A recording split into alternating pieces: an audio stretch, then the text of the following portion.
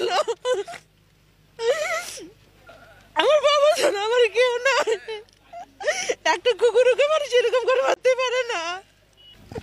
রাজনীতি কি দল করে কি কোনো পাপ মহাপাপ? এ কেমন নোংরা রাজনীতি!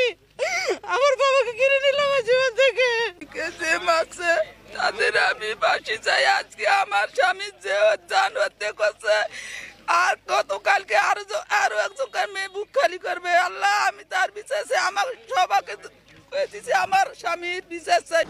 আপনাদের বদল করছে বিএনপি নেতা আলহাজ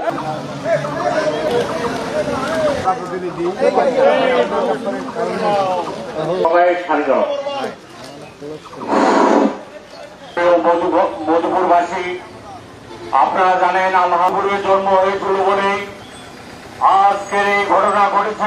আমি মধুপুরবাসীকে গভীর শ্রদ্ধাভরে এ পর্যন্ত লাভপুর হত্যাকাণ্ডের প্রকৃত আসামিদের আপনারা এই ইউনিয়নের সবার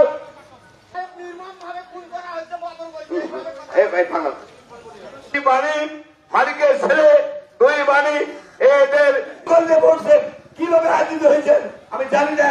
কোন চেয়ারম্যান ছিল, একবার এমপি ছিল, প্রশাসক আজকে তুলে গেল। আমার বাবা জানা আমার কেউ না, একটা কুকুরকে মানুষ এরকম করে মারতে পারে না। রাজনীতি কি দল করে কি কোনো পাপ মহাপাপ? এ কেমন নোংরা রাজনীতি! আমার বাবাকে কিনে নিলাম জীবন থেকে।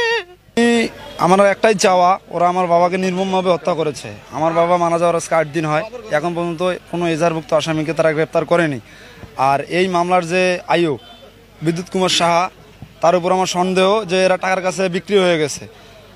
আমার একটাই চাওয়া, আমার বাবার আমি সুষ্ঠু বিচার চাই এবং খুনিদের দ্রুত আইনের আওতায় আইনে এদের ফাঁসি কাম্য চাই। আমার স্বামীকে যে মারছে তাদের আমি ফাঁসি চাই। আজকে আমার স্বামী যে জান হত্যা করছে, আর গতকালকে আরো একজন মেয়ে বুক খালি করবে। আল্লাহ, আমি তার বিশ্বাসে আমার সবাইকে দিয়েছি, আমার স্বামীর বিশ্বাস চাই। প্রকৃত যে ঘটনার দৃশ্যমূলক শাস্তি ও ফাঁসি চাই এবং অবিলম্বে প্রকৃত যারা আসামি তাদের গ্রেপ্তার ও ফাঁসি চাই। বদরগঞ্জ থানার ওসি এবং যে মামলার যে আয়ু আছেন, যে আয়ু সে খুবই গড়িমসি করতেছে। কোনো রকম আসামি যে ধরবেন তাদের ভিতর কোনো রেসপন্স দেখা যাচ্ছে না, থানার ভিতরে কোনো রেসপন্স দেখা যাচ্ছে না। আমি এই প্রশাসনকে, বদরগঞ্জের এই প্রশাসনকে বলতে চাই এবং প্রশাসনের ঊর্ধ্বতন কর্মকর্তাকে বলতে চাই, যদি 24 ঘন্টার মধ্যে যদি মূল আসামি যেন ধরা না হয়, তাহলে আমরা বৃহত্তর আন্দোলন দিতে বাধ্য হব থানা ঘেরাও করতে, বাধ্য হব টিউনো অফিস ঘেরাও করতে।